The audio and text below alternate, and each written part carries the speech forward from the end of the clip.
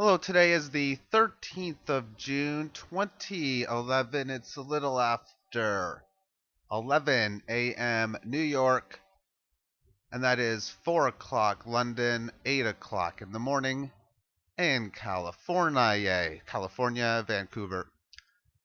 Anyway, the chart.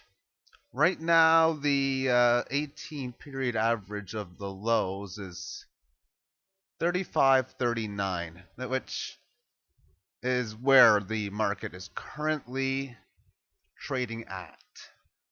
It hasn't been to this area since here, but overall we're just at the bottom part of this sideways consolidation, at least within the 18 upward trend. And it's only got a couple weeks before it will go flat if the market really doesn't do anything. And if we don't hold on to this average, the most likely scenario is a retest of this Fibonacci band currently at 3270. It's went up marginally from the last week because the lows went up marginally. So this will remain the Fibonacci mark for about a month and change, unless of course we take out 49.81. And we do see the surge in volatility movements.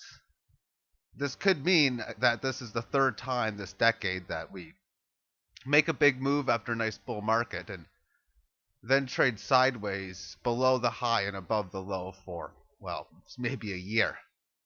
That's happened twice before. It can also indicate higher movements, making it more likely for the bigger gains. For example, if you go from 50 back down to, say, 40, that means you go to 60. But when you go from 50 down to 30, that can mean up towards 70. And I'm saying this only in the facet that increased volatility brings bigger size candles, both colored red and green. Higher volatility means that prices can go down here easier and up to 70 or 80 much easier. So what this all means on the shorter term time frame, declining 1-day moving average, and it's declining pretty fast. 5-day average, as I've been stating, indecisive, below, above, below, above, below. Will we stay below it? I don't know yet. However, the market is very indecisive. As far as the volatility is concerned, it's really not showing much for large volatile moves, which is really rare to see the market going down with the volatility remaining low. Whether this will be a precursor for volatility remaining low with higher market, or the higher volatility to bring in the next wave, it's still tough to decide. But the average move per hour is about 2/3 of a percent, which is fairly standard right now.